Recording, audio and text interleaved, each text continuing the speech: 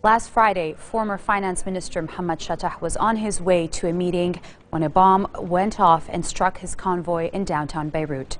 The explosion left 8 dead, including Mohamad Chatah, and 71 wounded. Chatah was a critic of Syrian President Bashar al-Assad, and according to BBC, who quoted various players in Lebanon, a man who was quietly preparing for a bigger role in Lebanon and working to convince the international community to support his country's neutrality in the Syrian conflict. Today we are joined by his sons, Ronnie and Omar Chatah, live from Tripoli. Omar, I'm going to start with you. I know you've been very vocal about the incident, and even on your Facebook page you wrote, and I quote, "The killers stole my father, but our unaccountable leaders are stealing our justice.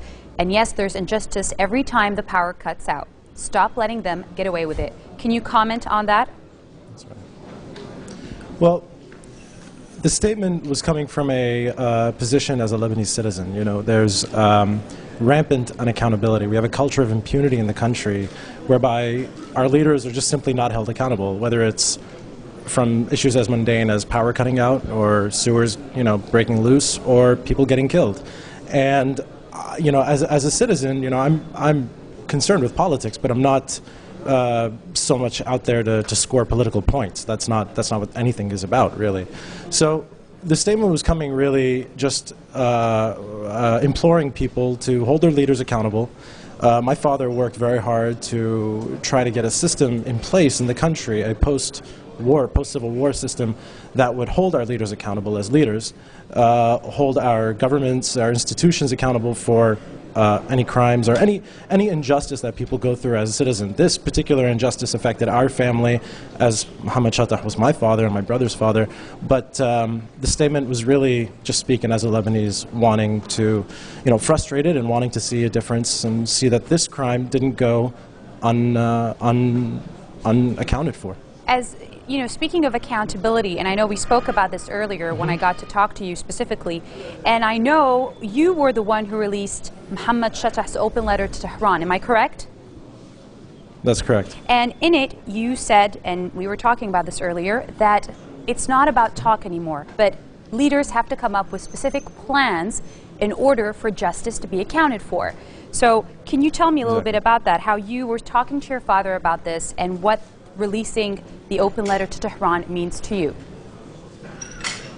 Well, okay, to be clear about the letter, I mean, these are separate issues. Sort of domestic accountability of leaders is a very important subject, and I think that's probably the most important subject. As far as the letter to Iran goes, that speaks to his vision as far as making the Lebanese case, given the reconfiguration of politics in the region, especially given the election of President Rouhani.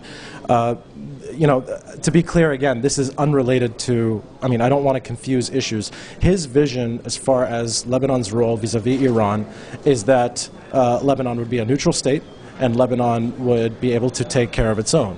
And in it, he had identified 4 key initiatives that the Lebanese government should take in order to secure that. So he had a very, very clear way of operationalizing that vision. So my releasing the letter to the Wall Street Journal was really just, you know, publishing his last words that he had to say on that issue. I didn't want it to go unspoken, especially given that the letter was pretty much complete. Okay, thank you. I'm going to turn to you, Ronnie. I know you've been here, according to a previous interview, since 2005. And according to what you said in the last 3 days, you think the country is not going to get better, and it's going to take about 50 years, and I quote, to get on the right track. Can you comment on that? If things stay the way they are today, it'll probably take longer than 50 years for things to get on track. In my opinion, things need to dramatically change. And I agree with my brother on every point. This country has been in a state of a coma since the Civil War, even a little before the Civil War started. And it really needs dramatic steps for things to be reversed. My father is part of a much larger story. Lebanon doesn't stand on its own 2 feet anymore. And the problem today is that we got used to it, and we're adjusted to abnormality. My father stood for basic stuff, very basic stuff. Neutral Lebanon, decent Lebanon, a stable Lebanon, a Lebanon that functions. That's pretty much it. And he paid an ultimate price for something very decent. He was a thinker, he was a pontificator, and he paid the price for his thoughts. Did he ever mention... Lebanon today, Sorry, Ronnie. Did he ever mention... Can I just finish? Yes, of Can course. I finish? Of course. Sorry, of I need course. to finish this Oh, point. no, yeah. please do. Please go ahead. If you're paying, if you're going to pay the ultimate price today for your thoughts, Lebanon may take longer than 50 years for it to someday work. What I want is desperate change. I am tempted to leave this country for that reason. I'm lucky. I join many Lebanese with dual nationality were able to get out of here. The truth is I don't want to leave, and I care deeply for the Lebanese that don't have an option. Many Lebanese get visas and they run away.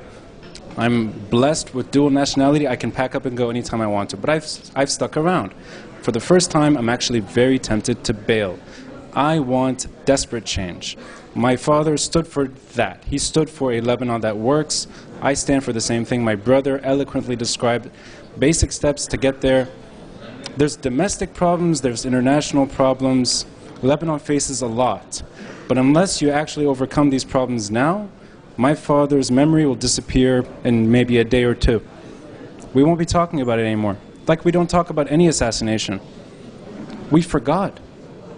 And we are living in such an abnormal state today. We're adjusted to murder. Murder for thought. This is basic stuff. He didn't deserve any of this. And Lebanon doesn't deserve this. In my humble opinion, most Lebanese subscribe to that.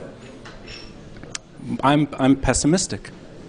For the first time, is this how you feel? Because you know, you mentioned this before. You said you stayed here despite it all. Despite having the opportunity to leave, you decided to stay. But are you pessimistic for the first time because you feel that it's affected you personally?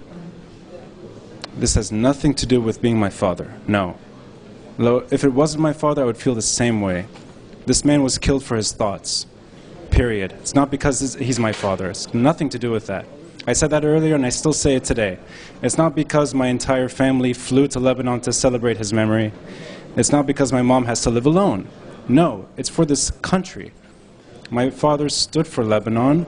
I want more Lebanese to stand for this country, and I want more I think all Lebanese need it now. Otherwise, I stand by my quote, 50 years, maybe more. Okay. Ronnie, I'm going to turn back to you. I know your father had a very specific plan about generally just Lebanon staying neutral of things and staying away from the Syrian conflict, which is greatly affecting the country today. Do you think there was a specific reason why he is gone today? A specific reason he was killed? Yes. Well, I think that my father is part of a much larger story.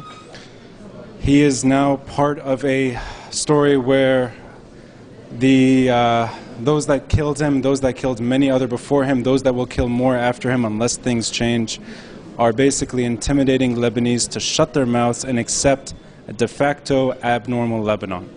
This started, I think, with the Civil War a little before. It continues on. He fits that pattern. He is dead today because he wanted a Lebanon that works. I'm not going to start pointing fingers, and I'm not going to blame political parties or regimes. I'll let the press do that. I'll let the politicians do that. I'm not going to do that. Okay. He wanted a Lebanon that works, and he paid the ultimate price for that. Okay. Thank you so much, Ronnie, for being with us. Ahmad, I have one last question for you. Going into 2014, when you think about what the country has been through in the last 8 years, going into a new year after countless assassinations and countless bombings, you know, we've had the Iranian embassy, we've had Tripoli, all sides are being hit. What is your message going into 2014 as somebody who has just been affected by what's been happening? Well, let me address certain groups when I say this. I'd say to everyone, get your affairs in order, get your act together. That's probably my main overarching message. I would say to the different political groups, understand really what you're trying to do. What are you really trying to achieve? Ask yourself if that's what you really want to achieve. As far as individuals go in Lebanon, do what my family did, which is focus on yourselves, love your country, but put yourselves first. Don't remember that no one is out there who has your back more than yourself. And for our politicians and our really our administrators in government, ask yourselves, what is your job description? What are you supposed to be doing? Who are you really working for? Remember that this country belongs to the Lebanese. It doesn't belong to the politicians. It doesn't belong to the leaders. It belongs to the people. And remember that. And to the people in general, I'd say remember that you elected your leadership into office. So don't be intimidated to speak out or speak your mind, and ask and demand for the country that you deserve. Okay, thank you so much for that. Ronnie, do you want to add anything to what your brother just said going into 2014? Going into 2014, if we accept his assassination the way we accepted Lebanon for the last 4 decades, things will get only worse. Okay. All right. Well, thank you so much for joining us, gentlemen, today. Pleasure. You're welcome.